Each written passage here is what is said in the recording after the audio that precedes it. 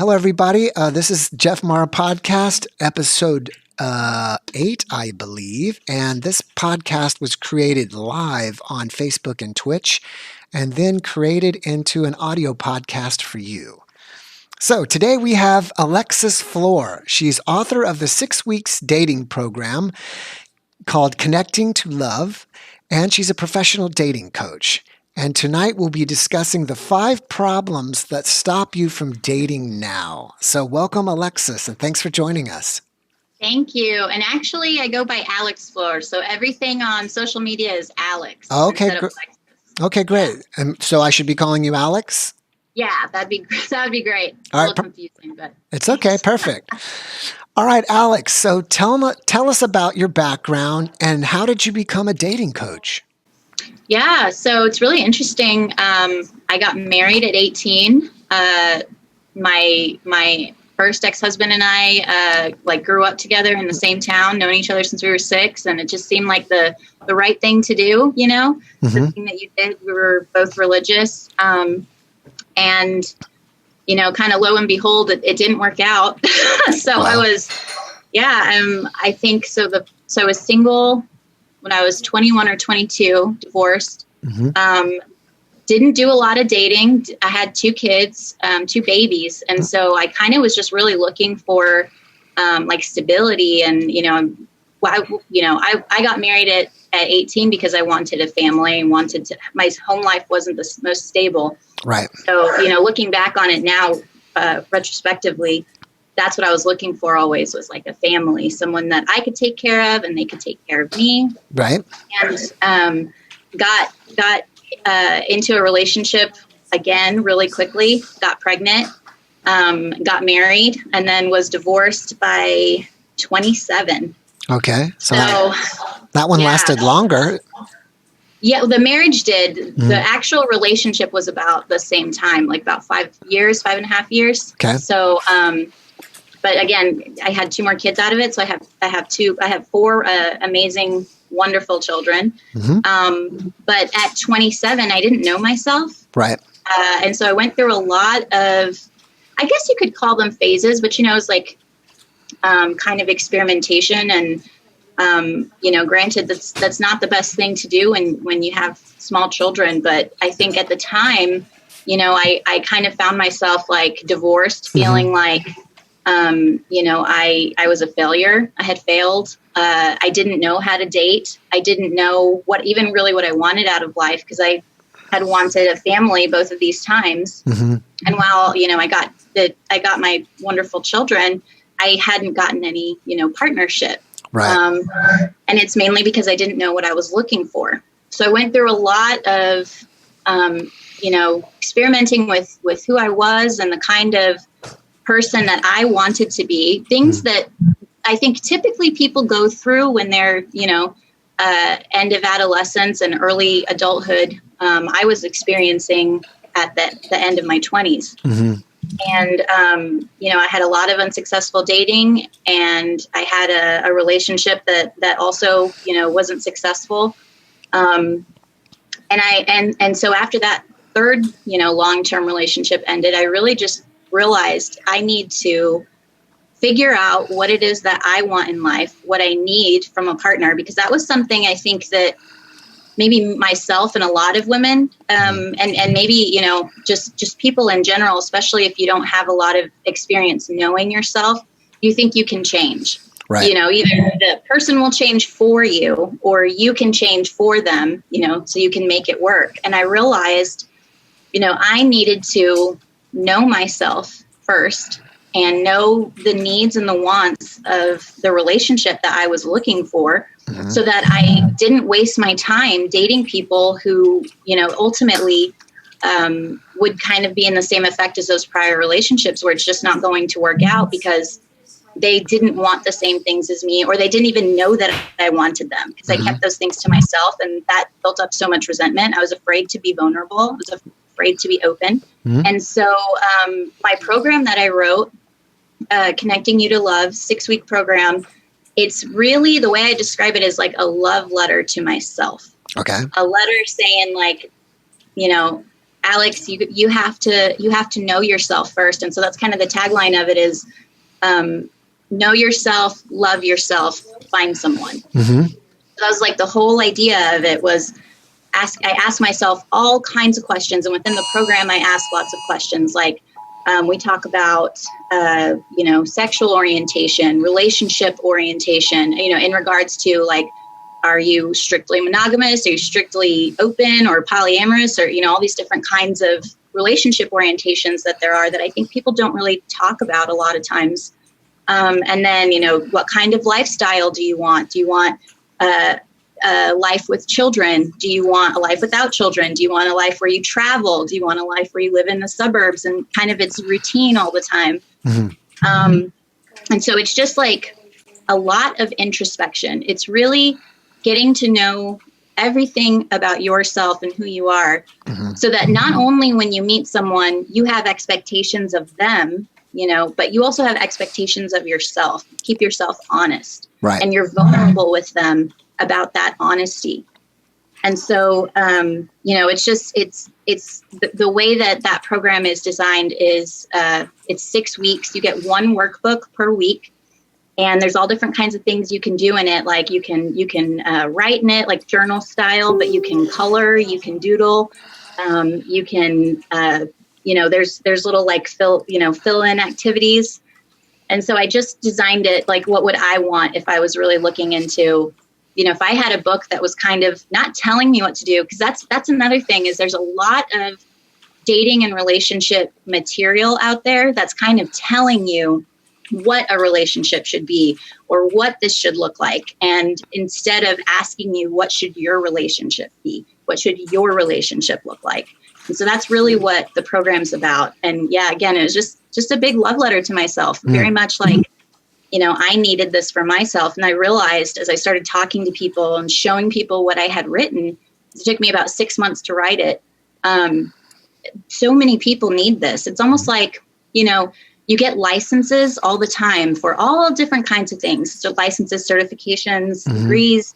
You have to learn how to do the job before you can do the job, right? Right. And so when we think about our interpersonal relationships, how many people out there have, really like taken courses on consent, taking courses on asking for what you need in a relationship? Mm-hmm. These are things that I think really when we think about dating, we think about relationships, it just seems like such a natural process, something that should be done, something we should do. We don't ask ourselves those questions. Mm-hmm. We don't feel introspective. We kind of just throw ourselves in it and feel like we're going to navigate it and figure it out as we go along.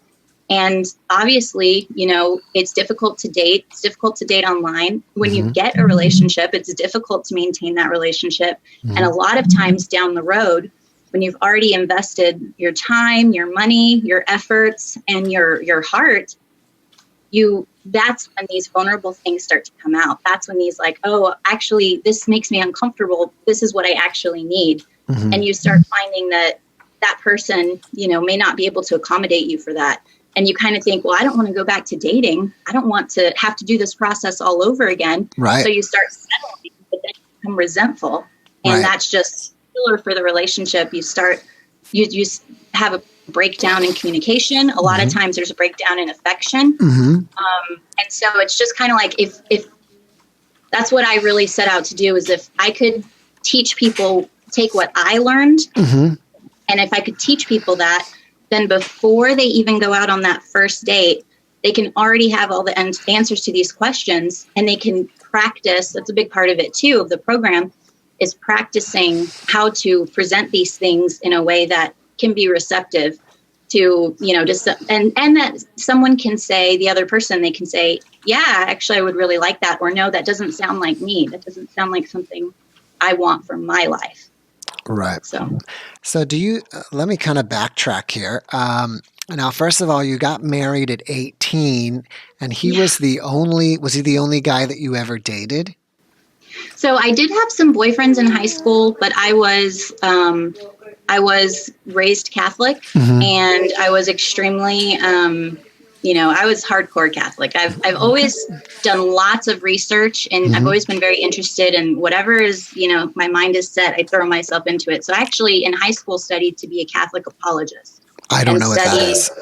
It's a person who defends the faith and goes out and converts. So, for example, I wanted to have conversations with people who were in other major world religions. So I went out and learned about their religions so that when I spoke to them, and essentially trying to convert them to Catholicism, I could be able to answer their questions and basically tell them how what they believed wasn't right. Now, before I get a bunch of, comments or anything about that, my own spiritual journey has led me to be agnostic. Oh, interesting. Yeah, but that's the kind of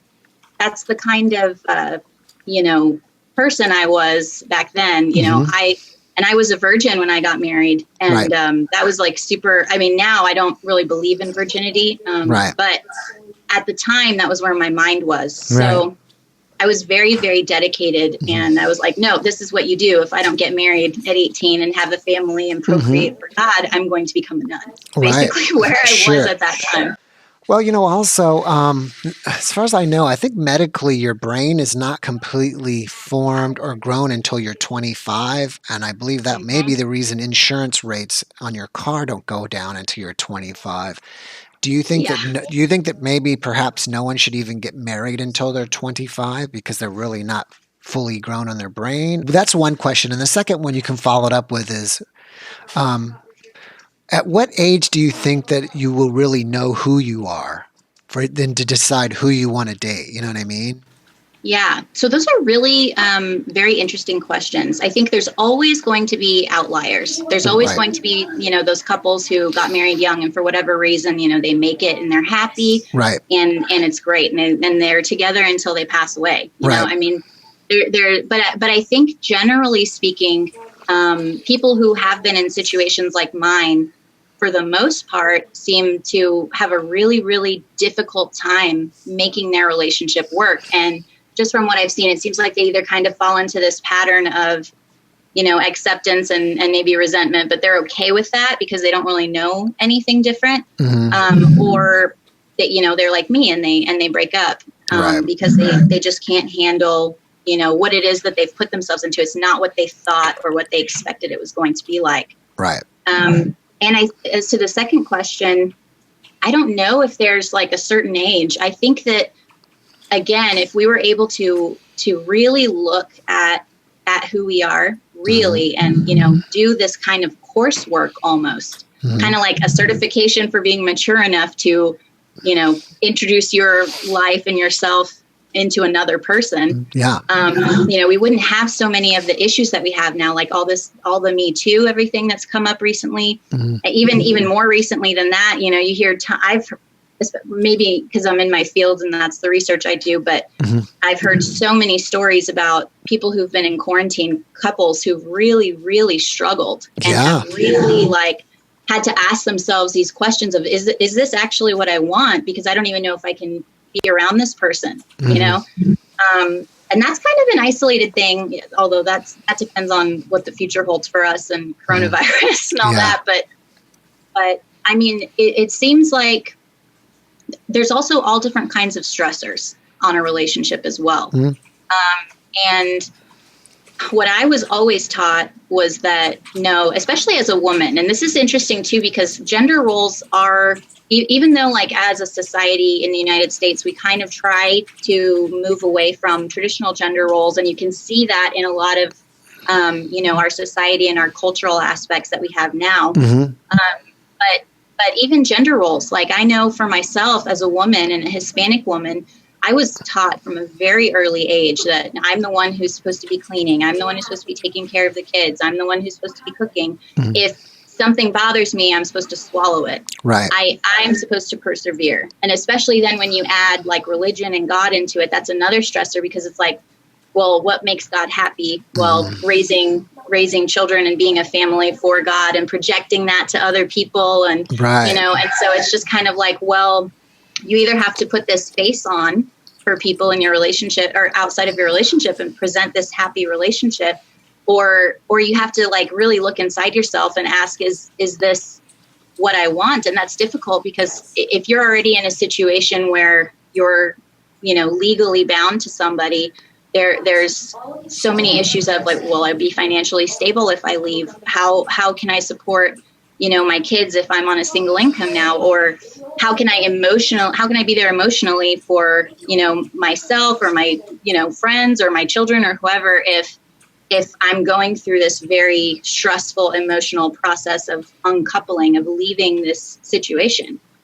so it just really like once it hit me so hard that it's like, no, I need to basically put myself through boot camp, and I did it for about a year, where I just kind of realized like, yeah, I need a boot camp of like figuring out who I am, because I cannot continue. Obviously it was this cycle, this very messy cycle of, well, I'll just figure out who I am with whoever I'm with, right? Yeah. And I felt this desire, like, no, I'm not secure unless I have a relationship, unless I'm in a relationship.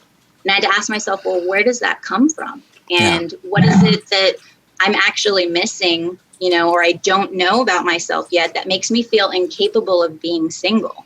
Right. Yeah. It sounds like even, from what you're saying, that who you were was already decided for you by the church and by, family and your mother. And you never really, had a chance to really decide, what you wanted to do with your life. So, makes a lot of sense that you got to figure out, your goals, what you want to do with life. Although you were saying that you don't want to settle, but do you think that there is also a perfect person for everybody? I would assume everybody has to compromise on, on some things. There's not like a perfect where where do you draw the line between too much settling and or you're settling or you're just compromising?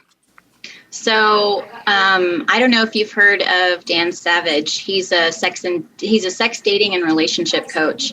He's done that for 20 years, and he's someone that affected me a lot, especially with some of the things he would talk about when I was going through like my spiritual journey about what do I actually believe, what's okay to experiment, or all of that.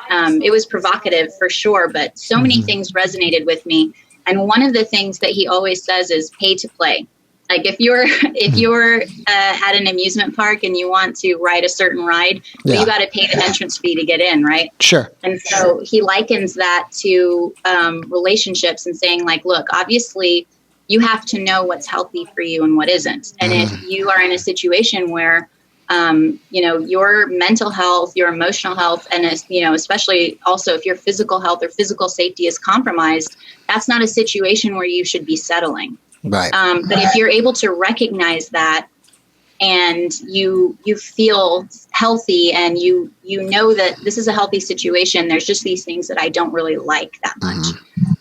You have to decide, well, are you going to pay to play? Are you going to say, look, this is something that I don't always feel great about. I don't really like it all the time, but everything else is really, really good. And you kind of have to, it's just again, like so much about what I do and what I teach is about self-introspection. You have to ask yourself those hard questions. You have to be vulnerable with yourself.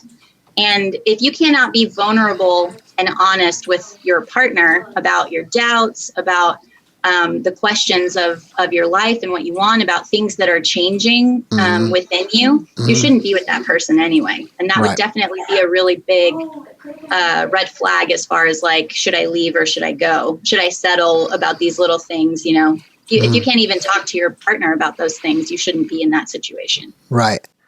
Let me ask you this. You'd mentioned that around age, I guess around 27 or after your second marriage, you started experimenting in life. What did you mean by that? Yeah. So I started asking myself, I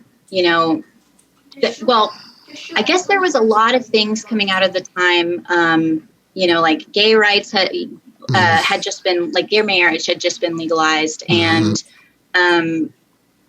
we started having conversations about new terminology also started popping up about like gender identity and sexual orientation. Right. And we started hearing about polyamory. Right. And so I really just like started asking myself a lot of questions, and it was really confusing, especially going through the process on my own, especially like having to, do this while I was also a mom. Yeah. But I also I was driven by the fact of knowing that I needed to be my best self for my kids. And there was a period of time where it was really, really difficult. And I mean, I guess I could even say like I lost myself for a little bit there, just feeling like, I wasn't, I was on this roller coaster of learning all this new information. Right. And still not knowing who I was. Right. And I, like I said, I really just sat down and was like, I need to put myself through boot camp. And Right. I kind of just made a list of all these questions, like, okay, all these identifiers, I think is where I started, again, with the terminology, there were so many different new terms and new words in the language being created, at the time and conversations at the time that were encompassing all these different lifestyles, I guess, or ways that a person could present or express themselves. And so everything that I just read everything. Okay. Everything that I read, I kind of just took it into a journal and I wrote everything down. I just asked myself all these questions. And I would say it took me the better part of a year, probably at age 30 was when I really decided that, or went through that process of I need to figure out who I am. Right. And that's what I did. Right. Okay. I might have a question here. Let me see what somebody is saying. He says, my crush is beautiful. I care about her and I might love her, but I'm straight and she's bisexual. And I can't date girls who are not straight too. So SOS. Well, I mean, it sounds like if you're straight and she's bi and you know what you want, and if that's not what you want, then unfortunately she's not for you. That's how I read it. How would you say that? That's based on what you had actually just taught me. Yeah, I would want to pick this person's brain more. I would want to ask them some more questions. First of all, I think I would ask them, well, why do you feel like you can't date a bisexual person? And just my first inclination is thinking that maybe this person is monogamous and they're worried that that person would be unsatisfied with them if they could no longer, if they were in a committed relationship with them and then they could no longer, be, I guess, express themselves with the other gender. Right. That's something that I hear a lot as well. But again, I would have to have a little bit more information about that. But yeah, I mean, if it's at the point where he says SOS, he's asking for, I'm sorry, don't mean to. Oh, that's okay. I don't know if it's a male or a female or whatever, whoever is asking. I'm assuming it's a male. It sounded like that, but she is, and oh yeah, he is, because he says as a man. Okay. Okay. So, so I'm talking to you. I would just say that, this is something that you have to figure out for yourself, because as we're going on, more and more every year, women are identifying as bisexual or not just straight. Right. And so this is going to be something that I would think you're going to continue running into. And so you have to ask yourself this question, well, what is it exactly that I feel like I cannot handle in a relationship with a person who isn't straight? Right. And once you have the answer to that question, then you can start going and work, kind of breaking it down, working it out for yourself. What is it that I'm afraid of? Right. What is it that I'm so worried about? And then maybe this isn't the relationship for you. Maybe, sometimes, a lot of times I think that's another thing is we aren't really taught to trust our intuition. And so if he's feeling like he, there's something there that doesn't feel right, that might be something that you need to go with, but definitely continue asking yourself questions. Be introspective. Take this opportunity, this issue that has come up, and ask yourself these questions, because I would wager that it's going to continue coming up in the future. Yeah, that'd be interesting if you kept attracting to yourself bisexual partners, or you keep finding yourself attracted to those type of partners. But also is interesting if you think about it, it is if you're in a monogamous relationship with a bisexual, what difference does it make? Because they're only supposed to be with you. If that's it's like a contract, right? But or if you're going to be in with a relationship with someone who's bi, then is it going to be open so the person can see the opposite gender, or the same gender for them? That's kind of also like kind of an agreement I would assume you guys would have to make up front. And maybe the fear would be that eventually the person will just decide, I'm not bi, I'm gay, and just leave him altogether. That could be a fear. And I just keep coming back to it because to me, it's so important. Like we have to know ourselves, and there definitely is that time of exploration and trying to figure out who we are. But I think when that's happening, it would be in not only our best interest, but our future partner's best interest to, know yourself as well as you can, know what you want, know what your expectations are. So that when you do meet that person, before you go on the first date, before you go out trying to date, so that when you are ready, you feel like you know yourself enough, you feel like you're able to communicate the things that you've learned about who you are, then you can start dating. And, you can, and you can tell really quickly when you're doing like authentic dating, within the first date. And it's interesting because, there is a narrative out there of, especially with online dating, of, make your profile perfect, make sure you say the right things, make sure you look the right way, and have the right pictures and set up all these little things to create a situation where someone's going to be attracted to you. But if you are doing that's, in and of itself is manipulation. Right. And it's only going to backfire on you because eventually, especially if you get that third date and that third date turns into 6 months or that turns into marriage or whatever, who you are is going to come out regardless of whether, you think you know who you are, or even if you do know who you are, you're changing. People are always changing and evolving. And a way to have a partner be able to do that with you is for you to establish that open, authentic, upfront communication on the very first date so that they have that expectation of you. And when you start changing or they start changing, there's the trust there that you can get through this together because you're able to be honest and authentic with each other.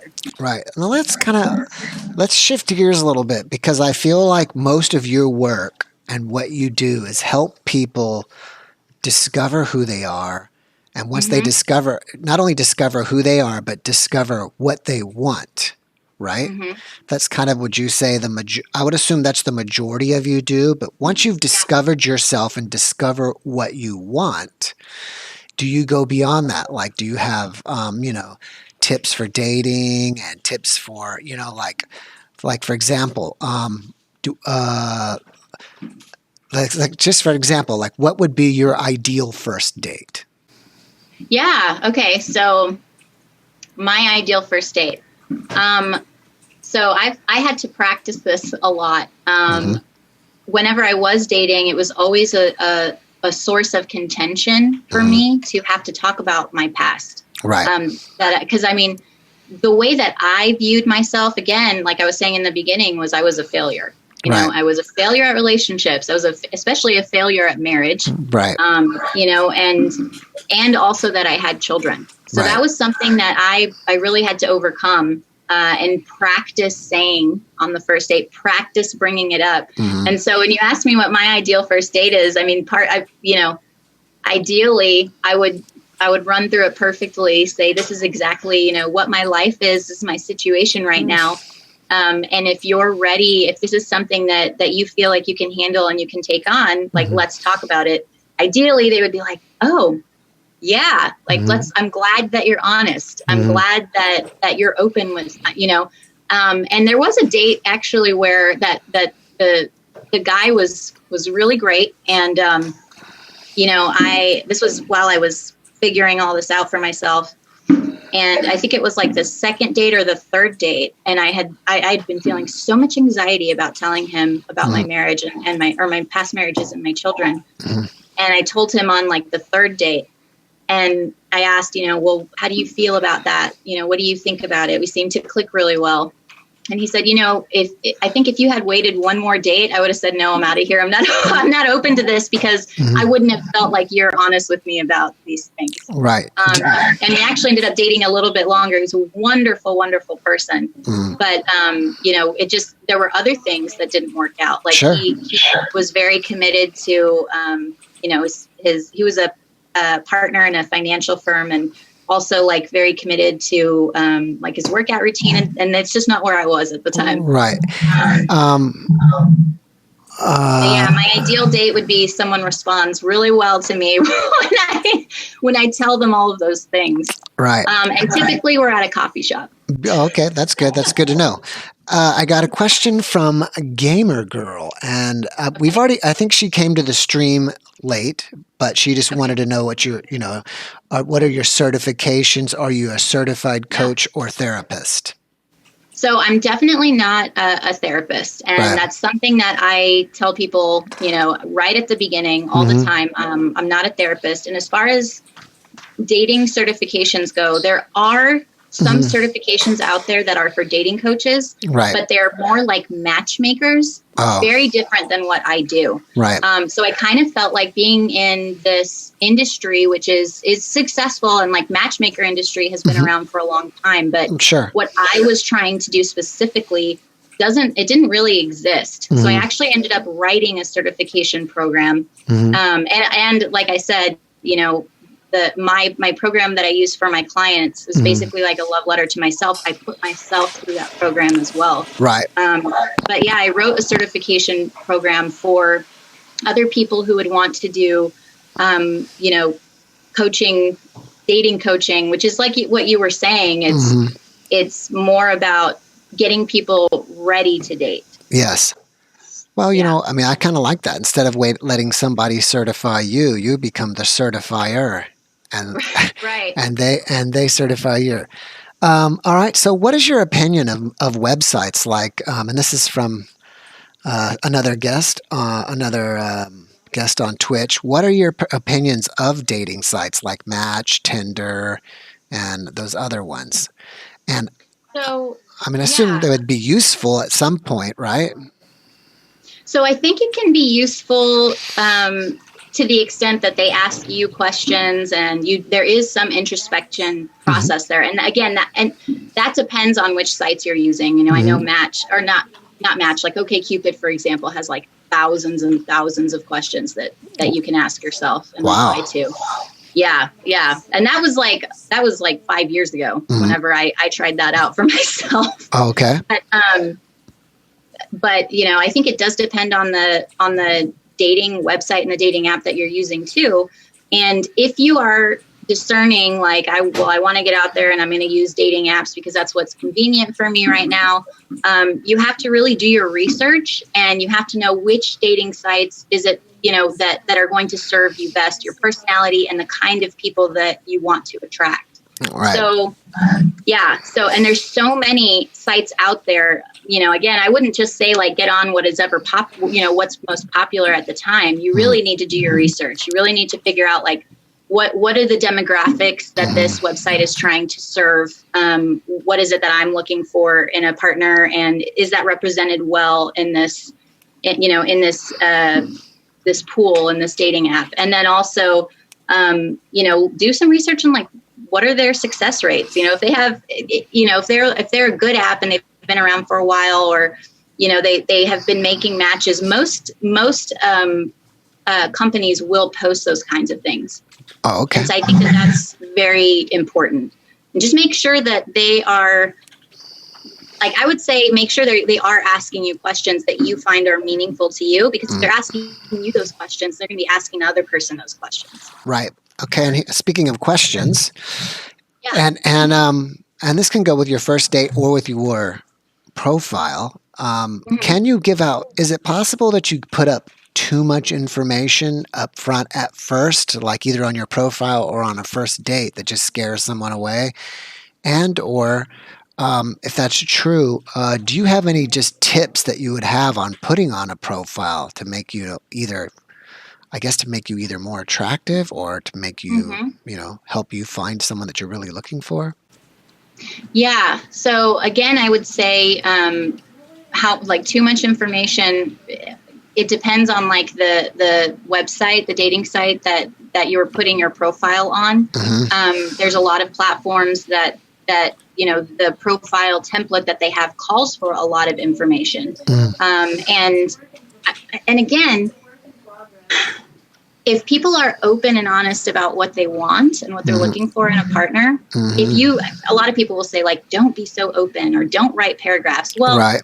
if that's what someone's looking for, those are the people that you're going to attract. And if you're like me, I'm someone who I can just go off on a tangent, like one thought in my brain, and I could talk for like 30 minutes. Right. That's not going to be attractive to, like probably 95% of the population. Right. But are those the people that I want? So I would say, like, I've been in those relationships where I've had people say like, you're annoying me at this moment. Wow. And, oh yeah. And so I don't want to attract those kinds of people. I want to be who I am. And if I'm someone who, needs to, and I have seen it before, like I used to wonder, like, why do I feel like everything that I want to say and feel like I need to say is shut down by this partner? They're just not interested. I don't want a partner who's just going to like skim my profile for like pics and just a couple of quotes, Right. But that's just personally, that's just me. So if you are that kind of person who maybe you don't talk as much, but you're a photographer or something, that is what needs to be highlighted on your profile. If you're someone who has like 1,000 interests and you really like researching, you really like reading, or this is your favorite book series, or you love to do runs with your dog every single day, 5 times a day or whatever, Right. Those are the things that you need to highlight on your profile, and people will find you. It may take longer, but you asked me earlier about if I thought that there was the one. Well, if you do believe in that concept, there's one person. Do you want your profile to be attractive to like 90% of the people out there just so that you can have a date eventually? Right. Or do you want your profile to represent who you are so that you find that person who matches you? Right. Let me get another question here. This is from Alfredo Ramirez.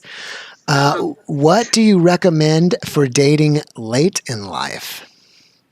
Yeah. So And what does late? definitely- I was going to say, what does late in life mean? How do we define that? 50, 70, 60? Yeah. So I think this question is really interesting. How do we define late in life? Yeah. I know that after I had two, I wasn't in my 30s yet, but after I'd had 2 marriages and 4 children, I felt like it was a really late time in my life. Like I could see that. My opportunity to do all the things that everyone else my age had been doing. Right. So I think that's a very, that's a very like personal question, because you can also like, you could be in a relationship for like 15 years, and especially if it started early, and then be in like your early 40s and you feel that's the same thing. You feel like you don't know where to start. You don't know where to begin. You could be in a very similar situation to someone who's like, say, in their late 60s or their 70s, whose spouse just passed away. Right. And they haven't dated for so long and they don't know where to begin. Clients that I've had that are dating later in life, I think a lot of times where they start is they kind of don't know where to start. Dating has changed. I think, when you go into a bar scene, it's not really to pick anybody up anymore. Usually when people are going, they're going to meet up with people already. And so I think the natural step is probably to think that you should be dating online, and that I think that you probably would have a little bit more of a success rate if you are using dating sites that are, for people who are in the same situation. Spouse has passed away, or maybe they've had a long-term relationship and they're starting over, or maybe they're just at a place in their life where they're ready to start dating for, after a long period of time for whatever reason. Right. And so I think in that situation, because the dating apps are like a little bit more tailored. The dating app market's a little bit more tailored. It's easier for people to find matches. And also, I feel like people who are dating later in life are less picky because, they know themselves a lot more, and they know through life, through their careers or through past relationships or whatever, that, you accept people for who they are, and you learn to deal with it. And, you're set in your ways, and people will accept you or not. And so they have a better idea of like grasping that dating authentically and not having to put up the facade, to attract people. And so I think that that's like actually a really good, positive thing that's in their favor. Yes. But a lot of times, and this is something that can be experienced, like I was saying before, in a lot of different situations, regardless of your age. But I think a lot of time when, I'm talking to clients that are older, they sometimes come from situations where they don't have affection, and they haven't had affection for a long time, and they're just not used to it. Right. Or they're used to a certain lifestyle, and they don't really know how to like invite people into that. Even if they really want love, even if they're really looking for a partner in life, it's kind of like, I don't want to stereotype anything, but like kind of like the whole like set in their ways kind of thing. Again, which just comes with knowing themselves better, because they've had more time to experiment and know themselves, and be in certain situations, know what they want, what they don't want. So, they really, there's still fears, there's still anxieties, there's still worries about, how do I fit in to this dating scene, especially like what apps do I use if you're dating, or, let's say that for whatever reason they are coming out of a long-term relationship. Well, they're going to have to figure out, what are your interests now that you're not in this relationship, or now that you have this ability to, like, maybe they're retired now and they have this ability to experience more free time. I have to figure out, like, well, what activities am I interested in? What are my interests? And I think that's a really good, for anybody, that's a really, really good place to start in finding people that you're going to connect with, is finding out what you're interested in and where you want to spend your time and where your heart is. Because if you're doing that and you meet someone doing those same things, well, you already have that bond there, this love of this thing. And you can be doing that thing and doing it together. And so I think that's a good place to start for, finding love late in life, is knowing what you're interested in and going to those things, doing those activities, basically like living your life to the fullest, and then meeting someone who will meet you there where you are, because that's what they're doing as well. On most relationships, do you think the end game is life together forever, or marriage? Or are there some relationships that just want to have fun for a while and then move on? Yeah, I would definitely say that there's a lot of people who don't have monogamy in mind, even, or don't have legal commitment in mind, or don't have starting a family in mind. And those are the people that you need to be talking to. Those are the people that that are having those same thoughts and those same desires for themselves. Right. That's who you should be dating. And if you're in a situation where you're like, well, I'm not ready to date for a relationship, I'm just, willing to date because I need that companionship, when it's convenient for me, or because I don't want to not receive affection and, go home to my apartment every single day where, like, they could be very, very comfortable in life, or, whatever their life situation is, but just not have that interaction with somebody else. And so I definitely would never turn someone away who, would say, like, I'm not looking for a committed relationship, because all of these things still can apply. Still knowing yourself, knowing what you want your life to look like. You just also have to be able to tell that to the other person, because if you meet someone, I mean, there's a thing that Dan Savage says called the campsite rule. So it's leave a relationship in better shape than you found it. Yeah. So don't go into a date you know that the intention is that you're not going to be in a committed relationship, but you don't tell that to the person you're dating, until down the line. And they're like, that's not what I want at all. And I already have feelings for you. This is very stressful. Oh, right. Yeah, of course. Yeah, that's not a situation that anybody should put anybody else in. So people who are looking for those kinds of situations that I guess you could say are non-traditional. I don't know. I have a little issue with that, but I guess for now we could call it that. You still have to be vulnerable. You still have to be honest. You really should do it on the first date and let this person know, like, this is what I want. These are my expectations. Right. Are you okay with it? Yeah. How do you feel about it? Right. And then go from there. Have that conversation up front. The goal is not to get as many dates out of a person as you can. The goal is to get the right relationship, regardless of whether it's on the more platonic side or just the sexual side or more romantic side. Authentically, and make an authentic connection with that person as you can. Yeah, I mean, that makes sense. Like, if you just want to have someone like friends with benefits, then as you just tell them up front, hey, this is what I'm looking for, you're being authentic, and then they can take it or leave it.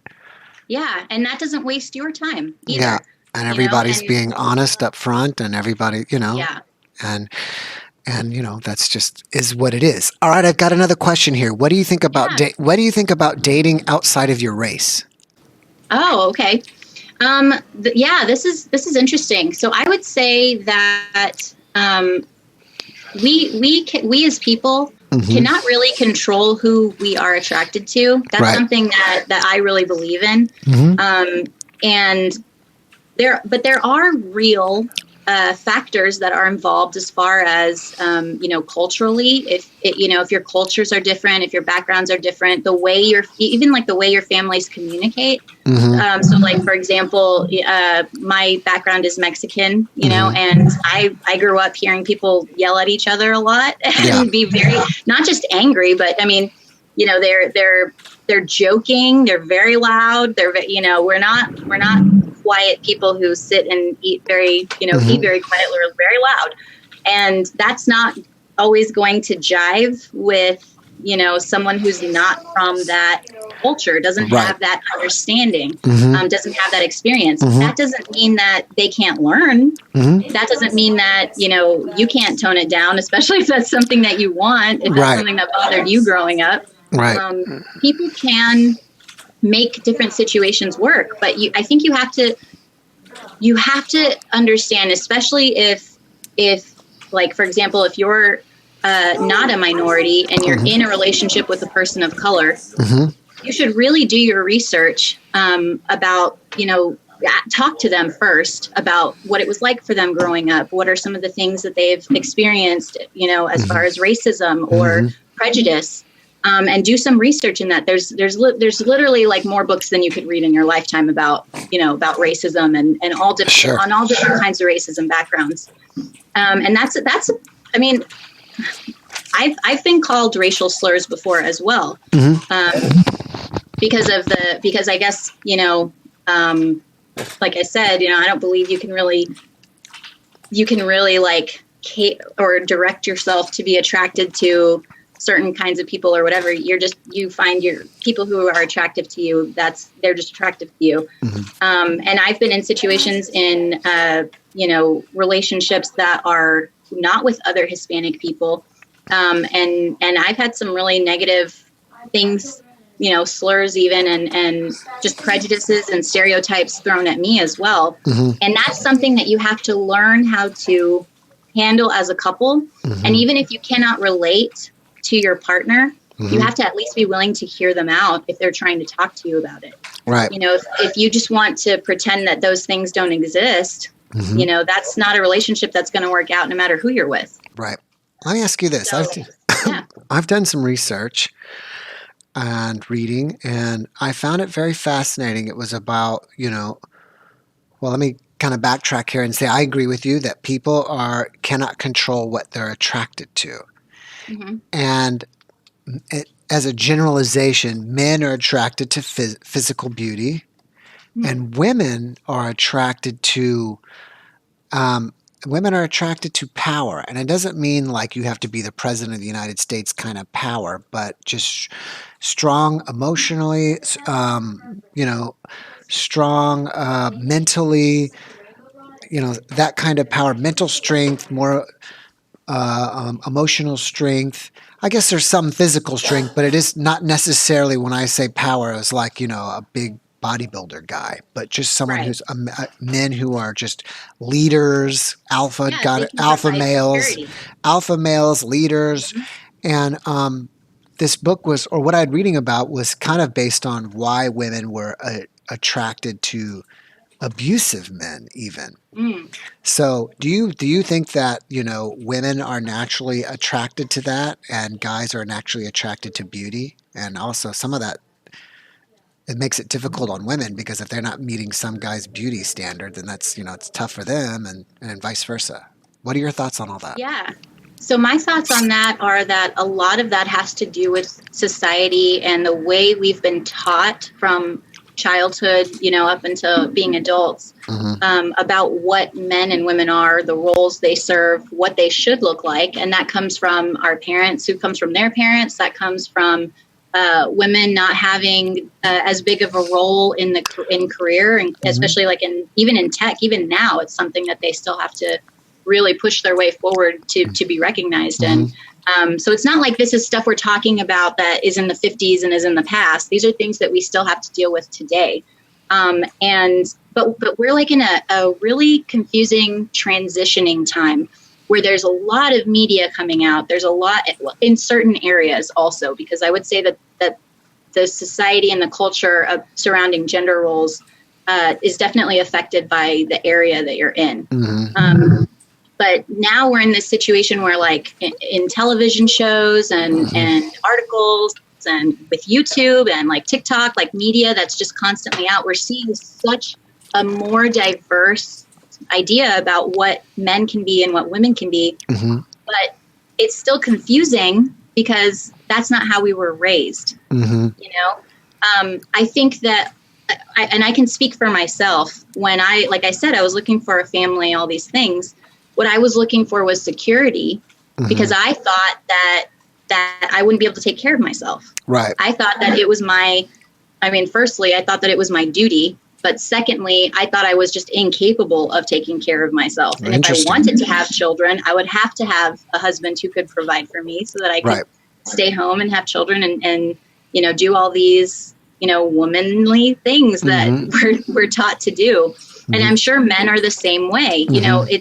Men haven't been raised to be emotional. They haven't been raised to speak their truth, and especially not with other men. Women, at least we've been raised to be able to commune. Right. Men have not been raised that way, and they're seeing now that men are wanting that, men are needing that. But again, we're in a transition time. So it's confusing. And I wouldn't say that there are women out there who are looking to be abused or are attracted to abusers. I would say there are women out there, like how I used to be as well, who are very confused about what they want and what they need, not only from a relationship, but also from themselves, because that's just a lot of times we weren't taught. And also, if men aren't taught to communicate and to talk about their feelings, how could they ever do that with women? And if they're in relationships with women, if they can't do it with their friends, even with their male friends, they can't do it with their dads. How could they do it with women? Yeah. So imagine and I'm not going to say either. I mean, there are men and women can be abusers as well. But statistically speaking, it more comes from men. They're also trapped, and I'm not. I have been. I'm an abuse survivor as well.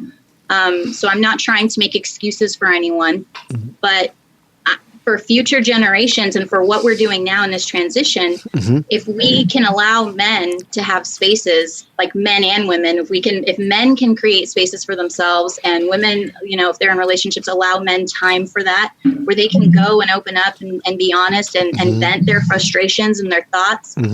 I would think that if we shift that way as a society, abuse will start to go down. Domestic violence and stuff like that will start to go down, because I think for a long time, men and also women haven't had outlets, but I think men to a larger extent, like emotional outlets and verbal outlets and things like that. And especially now that we're kind of shifting to a society that's more commonly dual income, we're asking more things of men to do at home, and sharing the financial burden and sharing, I'm tired from work too, kind of thing. Right. And also with gay relationships, like gay men relationships and gay women relationships, we're seeing that you don't have to be in this specific gender role, and that your gender can, it can be whatever you want it to be. You don't have to say, that's the man and that's the woman in that relationship of same-sex relationships. It's not like that. It's you are who you are. And a lot of things that we're seeing is more healthy attitudes towards traditional gender roles, and being able to, both genders being able to express themselves and be honest and vulnerable, and being taught those things from an early age, and taught about consent and all these things.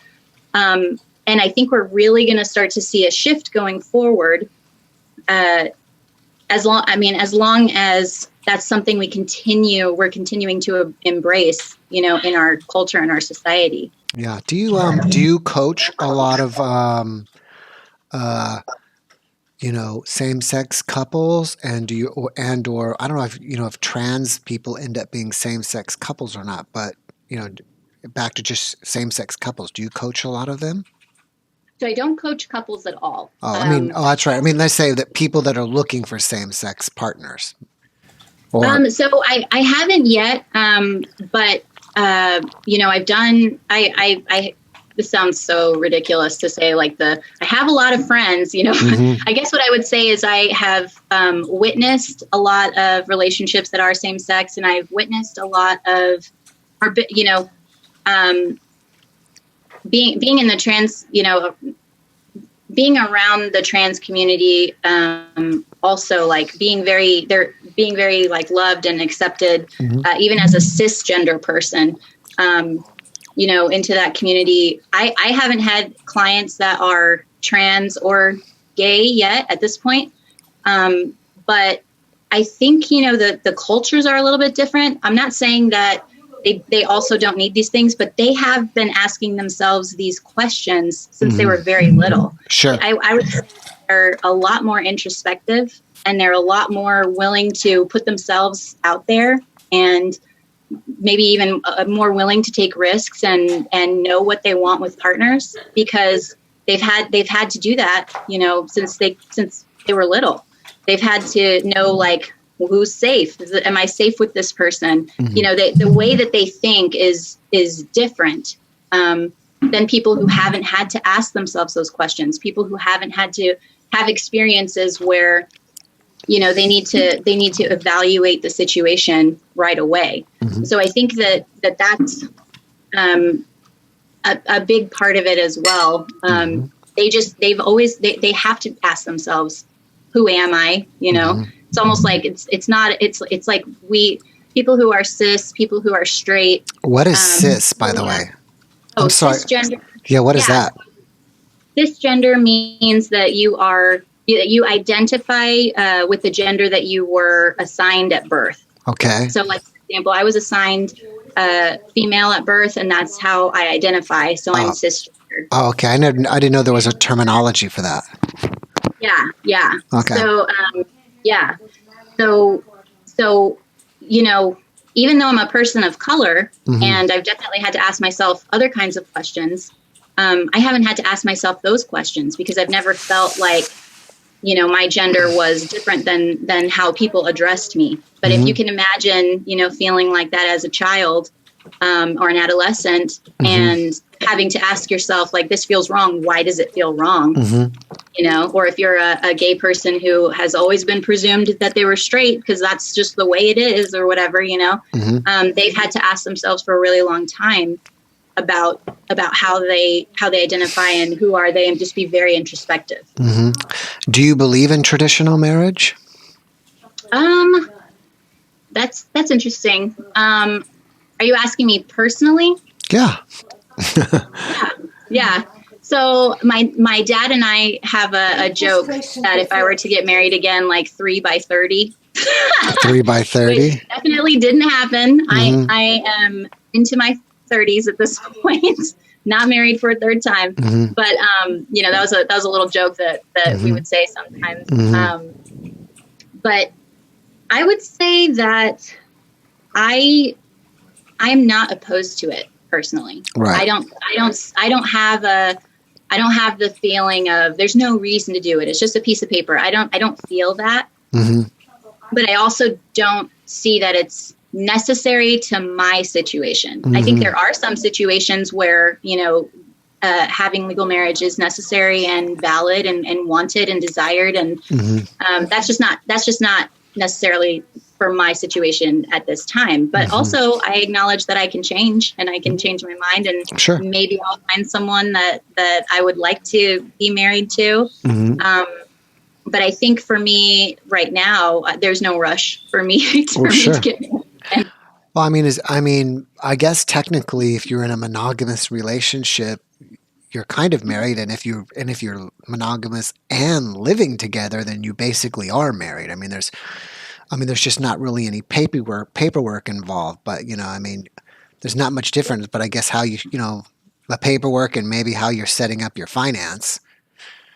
Yeah, you know, I think that makes sense. But I also think that relationships are evolving as we are getting, you know, people's alternative lifestyles are getting more recognized and normalized. I would say, like, you know, I think for me, regardless of whether or not if I was legally married, I feel like I'm gonna always want my own room. You know, even if I live with someone, I'm just at this point, and you know, I kind of feel more like that is how that is, as opposed to like legal marriage. I'm like open to marrying, but I'm also open to not being married again. But I really want my own room. You know, that's like interesting that you want to. Why would you? I don't get. Why would you say you want your own room? You still need your own space, or what? Or you just like to sleep in your own bed? You don't want to be with someone who snores or something? No. Even if I mean, I'm a very affectionate person naturally, and so even if I'm just like either they're in my room or I'm in their room every single night, and we sleep next to each other or cuddling each other every single night, I just want my own things in my own space, you know? Oh, okay, that's interesting. That's just important to me. But I would still, even though I have my own room, and even if I do sleep, even if I were to be in a situation with someone where I was sleeping in my own room on my own, that doesn't mean that, or that doesn't take away from the fact that we define our relationship as we were to define it. If we said, yes, we're in a committed monogamous relationship, this is just a caveat. And that would have to be something I would have to be honest with someone. Like if they said, I want to move in with you, I'd say, well, okay, are you willing to accept that we'd have to have a living situation that had an extra bedroom because I would want my own bedroom? How would we work that out? How would that make you feel? You know, what do you think about that? Because I know for me, at the end of the day, I would love to come home to someone where we can cook together and watch TV together, or have downtime, you know, around each other, and go to sleep next to each other in the same room or not. But I really want my own room. I really want my own space. It's been important to me for quite a long time now. What would you do with that space? I would have my own bed in it, my own very large king size bed also to myself. Okay.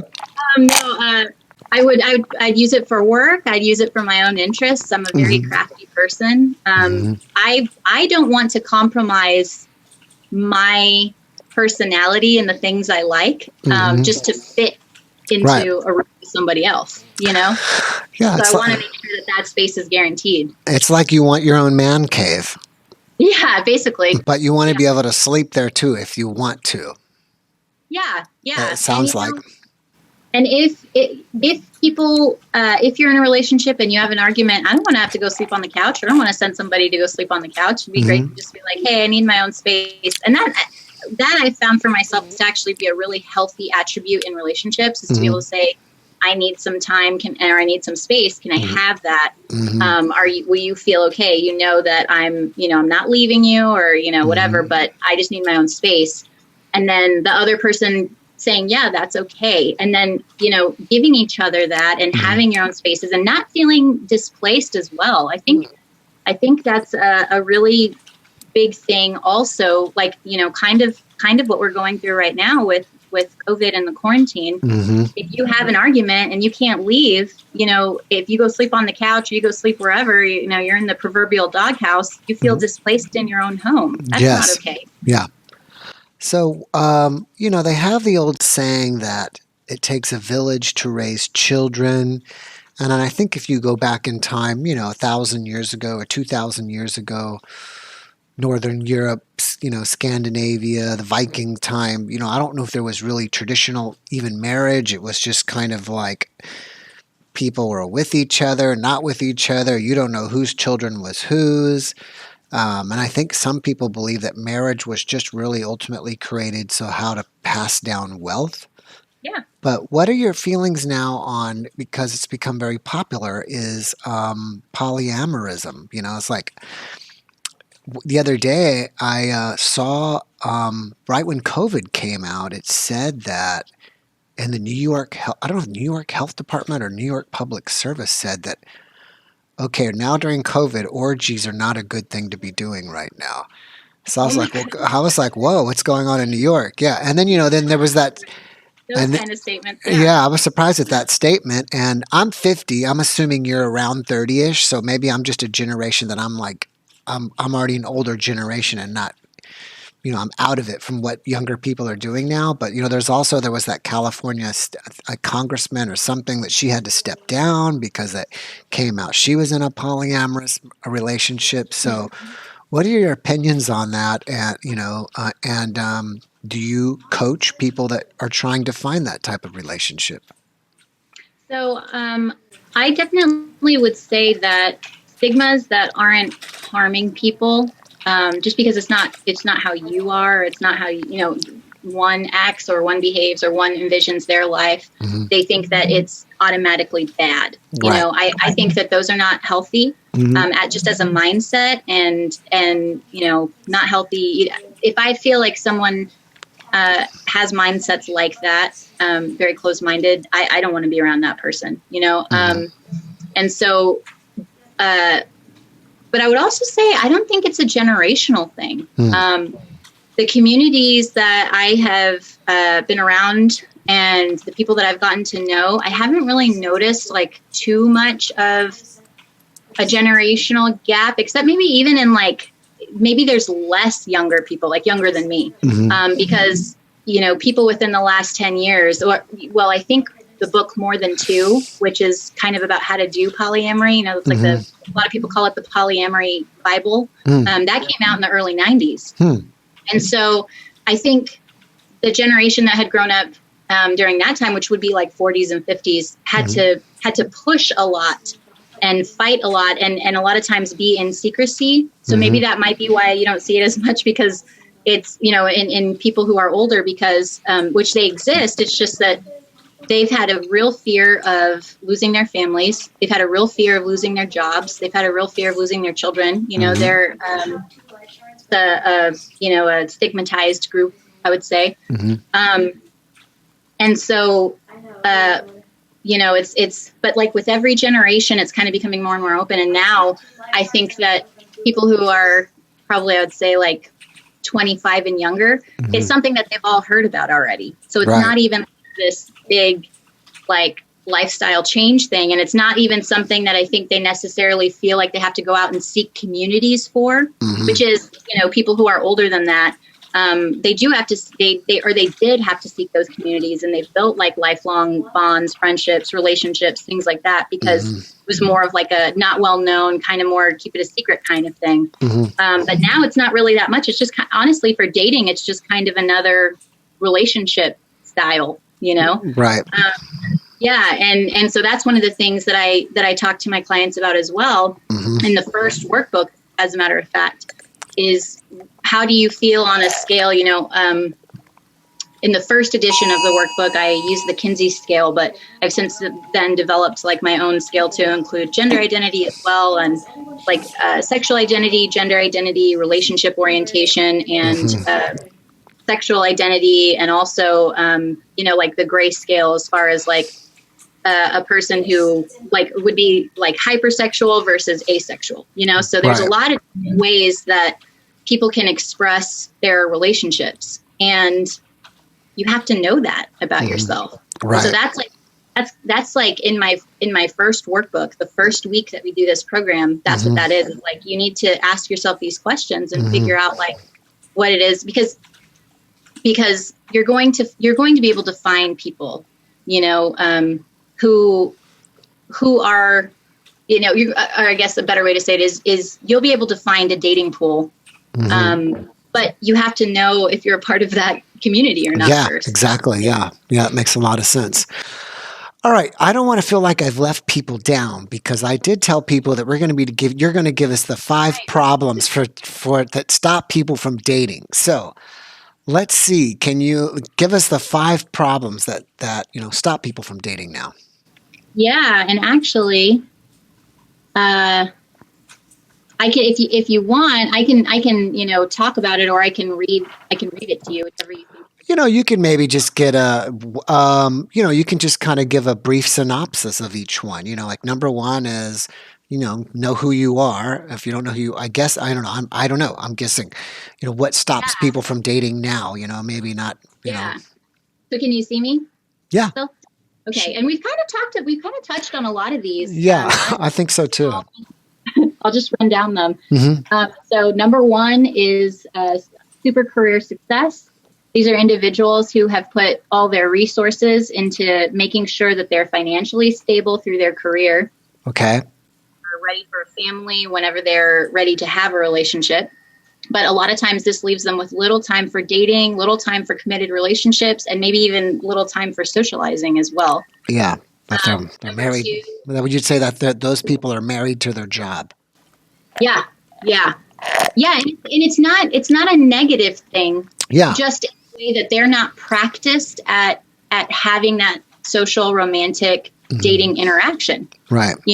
It's something that they can learn, which I think, but again, it depends on the situation. It depends on if that's something the other person's willing to pay to play or not. So a very important thing that you should talk about. And if you don't talk about it, it's definitely going to be an issue. So number 2 would be newly uncoupled. Many times long-term relationships don't work out.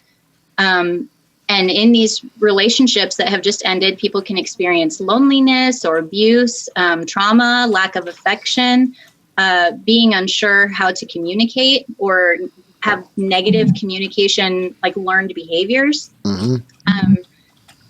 Or maybe they're just comfortable being alone, because you can definitely be in a relationship and basically like be single in a relationship. You guys are kind of like roommates at a certain point. That I see that a lot as well. So they struggle with incorporating someone new into their lifestyle, especially if they have an idea of what a relationship should look like based on their past relationship, even though it didn't work out. Right.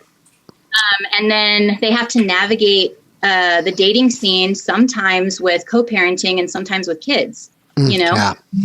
So that's something that can definitely cause enough stress and anxiety to have someone not even want to date. So number 3, social isolation. There are many people today who lack social skills, and there's various reasons for that. Sometimes people on the autism spectrum, sometimes people who just come from backgrounds where they weren't encouraged to communicate, or maybe they're even like an only child. They don't really know how to interact with other people in a healthy way. Right. They've created a life where they may long for companionship, but they're comfortable being alone, and they don't know how to. They feel a lot of anxiety about like inviting someone into their life, but also giving up this situation that they've created for themselves where they are really comfortable. So there's a lot of anxiety with that. And they can struggle with, just getting to know someone new, even because they don't practice those skills on a daily basis. I think that's something really that's taken for granted when people start dating, is they think like, oh, first date we kiss or we hold hands, second, they have like this timeline because they're used to dating or they've had relationships, and they take it for granted that there are people who, for whatever reason, haven't had a relationship for a while or live alone and don't get affection every single day. And it's something that they have to get used to, and be able to communicate what they're feeling about those things effectively when they're introducing a new person into their life and the way they do things. I think that's taken for granted a lot. And a lot of times people feel inadequate when they, oh, well, if I'm dating or if I'm in a relationship, I should know how to do these things or want to do these things so much that it just comes naturally to me. And so they have this inner dialogue about how to deal with their anxiety. And a lot of times, they can end up stopping the relationship because they just feel so uncomfortable and they don't know how to talk about it. Right. Let me interrupt you there. I've got a question here. So Gamer Girl would like to know, are you dating someone right now, or are you in a relationship? And if so, how are you managing this relationship during the quarantine?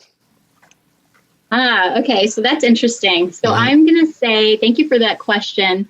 But for my own personal reasons, I'm not going to kiss and tell at this time. Okay. But, and I know what a letdown, right? But I am going to say that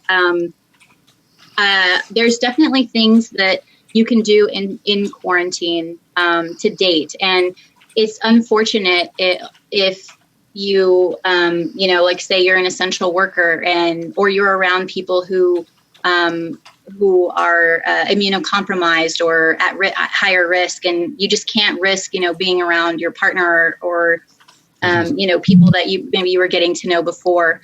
There obviously, everything has shifted to online, from online communication, like what we're doing now. And we get our news that way, and we're, people like watch parties are popping up, and there's lots of things that you can do if you're not quarantined with that person. I would definitely say, like, for example, I don't know if you guys have like Master Pancake where you are.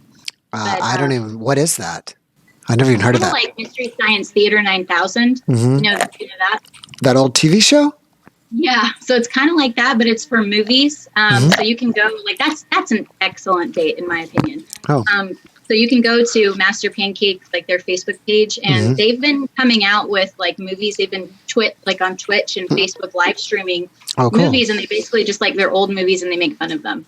Oh, it's interesting. Really hilarious, and it's just like a great way to kind of have that experience with someone, and still, find some fun and laugh a little bit. If you are quarantining by yourself, dress up. If you're going to have an online date, dress up. Don't just, come out in your sweats and all that. Yeah, I would be. Get yourself some snacks. Maybe even send them some of their favorite snacks that they can eat while you're doing something together online. If you're quarantining with someone, I was just talking about this the other day. There's a couple of really interesting things that you can do together. So, like if you have a favorite board game, for example, change the rules. You can be playing that game over and over and over, and every time you make a new rule, and it's different every single time until you get to that like perfect version that's like just hard enough but still fun. Also, there's online, I don't know if you've heard of it, but the 36 questions that lead to love. I can't remember who created it, but so it's typically like 36 questions that you ask someone, and they can get very vulnerable. They're like increasingly vulnerable questions, and you're supposed to do it all in one sitting. It takes about an hour and a half. Wow. You can do that online, or you can do that with the person you're quarantining with. And a lot of times these are questions that aren't going to come up in like our day-to-day routine of a person that we're living with. And you think that you know someone so well if you've been with them, especially if you've been with them long-term in quarantine. But these questions are so vulnerable and honest and emotional And when we're discussing, they format it in a way that it's an open-ended answer, not just like yes or no. And so a lot of times your real thoughts about these things and questions even that you have or conflicts that you've experienced are coming out. It's like you're getting to know each other all over again. Yeah. Another thing that I would say to do is put on a workshop for them. And you can do this online or you can do this at your home. So something that you really love, or maybe something that you've been researching or reading about, or some kind of craft or tangible thing that you have been doing, create an actual workshop and put it on for that person. Like, let them sit through it. Let them see your excitement about this thing. And then let them do that for you. And it's a really like intimate way of sharing a big part of yourself. If you're going to put a workshop on for someone, you know a lot about this thing. It's important to you. Right. So those are some of my like go-to ideas right now that are like a little bit more involved. Another good quick one, if you're quarantining with someone, or you could do it online as well, cook with somebody. Yeah. You know, maybe if you're online, cook the same dish and see, like, talk about how it tastes, see if it comes out different, see if you guys, you know, chop vegetables differently, or maybe you do your noodles differently or something like that. Or if you're together, dress up, look really nice, get some fun snacks. Like you could get a bag of popcorn to like shoot into each other's mouth or something while you know the potatoes are boiling or whatever. Right. Just be connective. You know, Right. whether or not it's online, and be creative and put yourself into the dates, you know, and treat it like a date. Treat it like a date. You know, Amazon is still up and running, and you can send them little packages for your date. And really, please dress up. Please dress up. Oh, it's interesting. Do you, you know, it's interesting that I wonder now, you know, because I've been married for 15 years and I'm totally out of the dating world, but are people now, especially in quarantine time, I wonder if what's going on is maybe somebody will meet somebody on a website like Match or whatever, and then they'll say, okay, let's schedule as, you know, I hate that we use the word schedule, but let's have a Zoom date and we'll meet Friday night from whenever to whenever, and they'll just kind of like you do, they can, you know, have snacks or just hang out or dress up and each have a glass of wine and do whatever. Yeah. Is that what's going on in the dating world now? Do you know about that or find that to be true? I think that one of my friends described this quarantine, and yes, I think that at this point, and maybe probably for the last like 4 weeks or so, that's been a higher trend. Finding out how to connect more with people who are outside of your home, or connect in a more positive way with people who are inside of your home, a more loving, caring, open way. But I think the first part of it, what I heard a lot was, it's like the way my friend described it was really beautiful. It's like the entire world is taking this collective breath. You're just like, and we all have the same worries. We all have the same fears. We're literally in isolation, but with the entire world. And so I think a lot of people have been using this time to really think about, you know, kind of like the things that I want them to think about in my program is like, well, what do I want out of life? What am I doing? Because they've been forced to stop their routine. They've been forced to take that collective breath, take a pause, take a beat, and think about who they are and what their life is. Right. So yes, I have been seeing that, like online dating trends, articles coming out about that and stuff like that. And even media, you know, coming out a little bit more, like I think Facebook, they rolled out their dating plugin or whatever, their dating like at the end of last year, I think, or the beginning of this year. And now I just read an article saying that they are putting in a feature where people can date online through, similar to Zoom.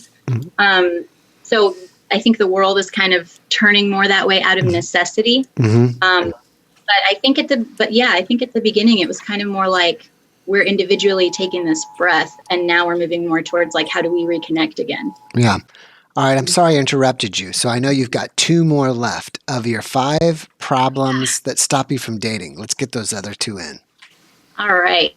So number 4 is the dating app loop. For those who are actively dating through apps online, there can be an unrealistic expectation of the dating process. We talked about this a little bit. Oftentimes, you meet someone in real life after investing your time chatting online, only to find that they misrepresented themselves in some way. This doesn't necessarily mean catfishing, although that can happen. They can be just like their pictures, but in trying to put themselves in the most positive light, most interesting light, they actually aren't as into the things that they said they were online. And maybe you find that out and you're like let down and a little bit disappointed because you have these expectations, because everyone online is trying to put their best foot forward.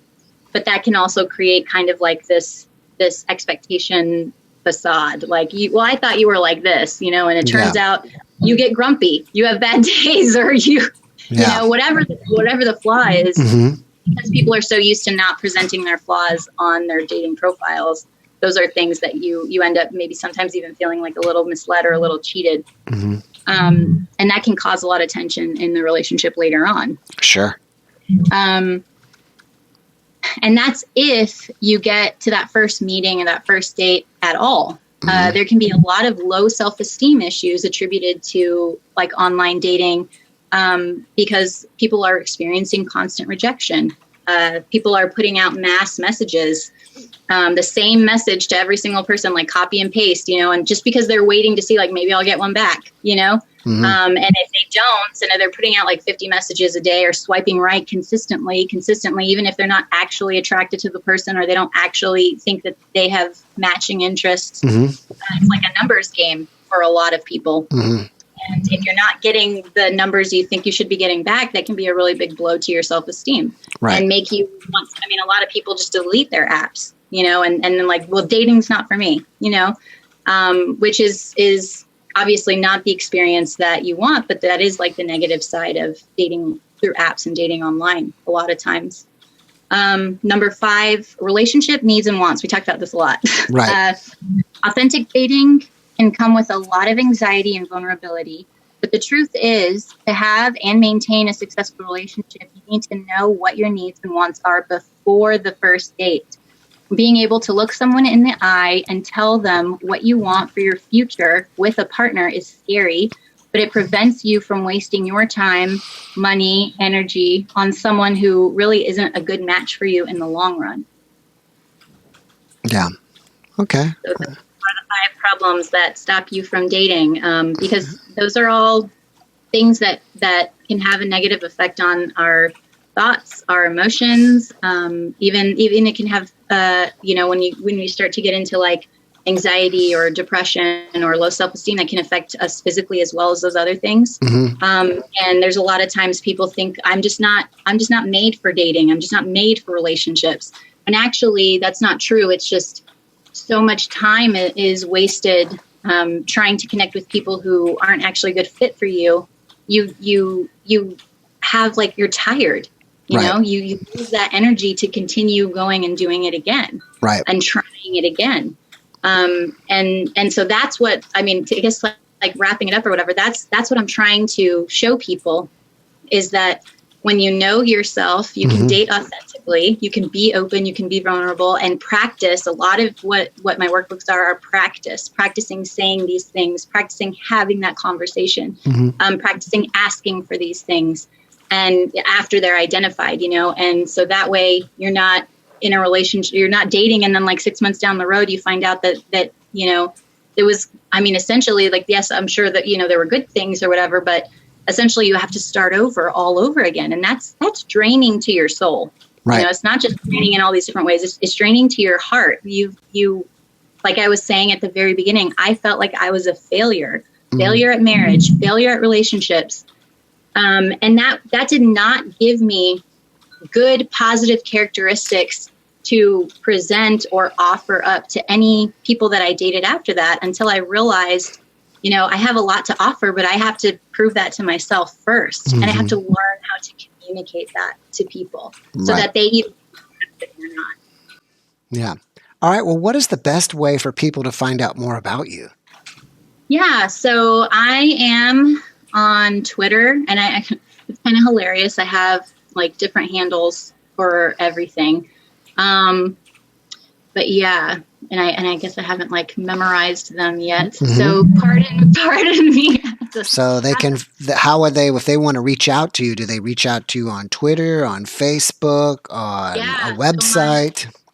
So my website is new construction. I'm doing, I'm Can making you, pretty good progress. can you say that again? You're having like some audio issues, and Sorry. It's okay. So my website is under construction. It's probably like 75% done, and I guess I'm being a perfectionist about it because I've seen a lot of other people have their websites, and you go to it and it says under construction, but you can still email them through their website. Right. Maybe I should do that instead of trying to make it perfect. Right. But I'm on TikTok, which is at dating AF. So that's like a little pun that I thought was super clever when I started signing up for these social medias. Yeah. AF. And then Instagram and Facebook are the same. It's Alex Flor Dating Coach. And then Twitter is at Alex Flor Dating. And I actually just really started, getting on these social media outlets and talking, on these platforms very recently, within like the last couple weeks. So they're all very new, but yeah, please, you can direct message me on most of these. You can comment. You can follow me or like or heart. I'm also on YouTube as Alex Flor Dating Coach, and I'm starting to bolster that as well with some more videos. And so, yeah, find me, reach out, like let's have a chat. All right. Two free books as well. Will be coming out soon. Okay. What projects are you working on right now that people should know about? Yeah, so there we go. That was a good segue. Yeah, so the 2 free ebooks that I'm working on right now, let me go ahead and pull those up so that way I can give the exact information about what they are. Let me see. I know what the concepts are, but I want to give you the actual titles. I'm trying not to be too wordy, but you can, for me, that's a really difficult thing. So the first one is called The Committed, a free ebook for men who are ready to stop dating and find long-lasting commitment.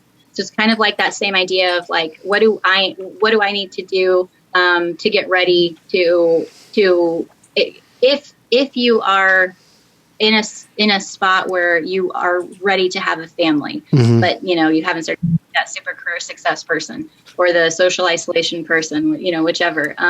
It's helping you think about, asking you the questions and helping you think about what you would need to offer that and how you would offer that to someone, while you're dating.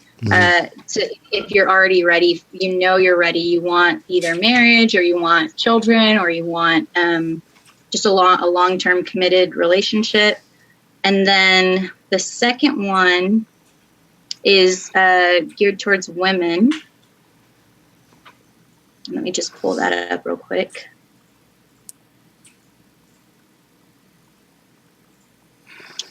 That one's called Connective Dating, Identifying Men Who Are Ready to Date You Now. So that's a little bit more like, kind of like you were talking about, and I think is a common generalization, which is like women are attracted to men who aren't ready or men who aren't, mature, or the bad boys or whatever, who aren't going to treat them right, all these things. So I think more has to do with putting a spotlight on some of those characteristics of the men who are ready and helping women be able to identify what those characteristics are. Okay. Before we wrap it up, I've got some more questions here. Would you like to answer some more? Yeah, I can do a couple more, sure. I got one that says, so you don't want to, people I guess want to know about you more.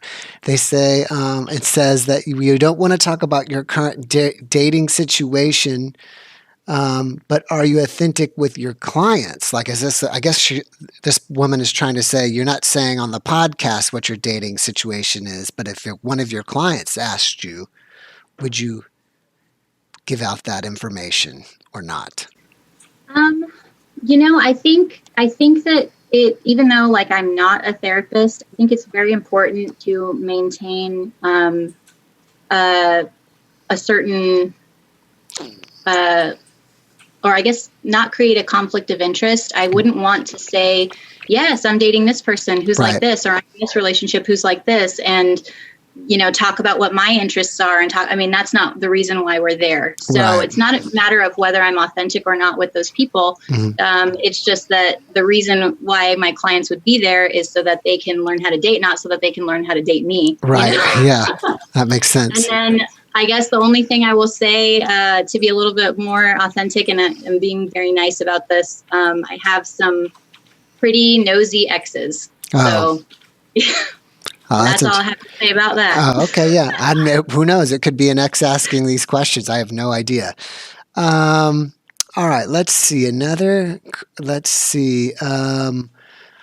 Which I think he came in late, but I think this person came in late. So his question may not really be accurate. And accurate's not the right word, but just not the right question. But he was wanting to know what are your success percentages like? That's interesting. So I do not have a large enough database yet to pull like that kind of information together. And also, as I'm not a matchmaker, it's a little bit different than talking about the success of like dating apps. Like, well, what is the success rate of people leaving the dating app? So that way, in a committed relationship. And also with that question, like how far down the line are they talking about? Like, what are they talking about? Marriages? Are they talking about just, past 6 months committed relationships, moving in together? So I don't have that information yet. I do know that the people who have gone through my program that have done the entire thing have said, that this is something that was really meaningful to them and was really, helpful for them. And it was something that gave them new insight into what it is that, that they want and insight about themselves. A lot of times it's like this transformation, this changing of looking at yourself in a different light. And then I definitely have had past clients, call me up and want to talk about what it is that they're going through currently in their relationship. And again, here's a disclaimer. Again, I'm not a relationship coach, but there's still that. So the idea is, you go through the program and you can do the workbooks. We have one-on-one sessions as part of the program. We talk about things, we discuss things, but when you finish the program, it's kind of like you go out, you have your relationships, you start dating, and I can definitely still be there for like one-on-one sessions. But the goal of mine is not to have you keep coming back week after week after week after week. Yes. So your goal is, I guess, just to help them figure out who they are, what they want, and then help them meet the people that what they want. And then that's it. If they have their own relationships problems, that's with another therapist. I could do some referrals. Right. Yeah. All right. Let me see if there's anything else here that I need to ask before we wrap it up. All right, I guess we're probably okay. So as we wrap it up, do you have one last message that you'd like to share with everybody? Yeah. I would just like to say, whatever your circumstance is, you're not a failure. Everything is a learning curve. And like what we've talked about, communication is a learning curve. Overcoming trauma is a learning curve. Learning how to open up, there's a learning curve. It's not impossible to connect with someone in a very healthy, honest way. It's just we have to get to the place where we're able to do that, and a lot of times you need a helping hand with that.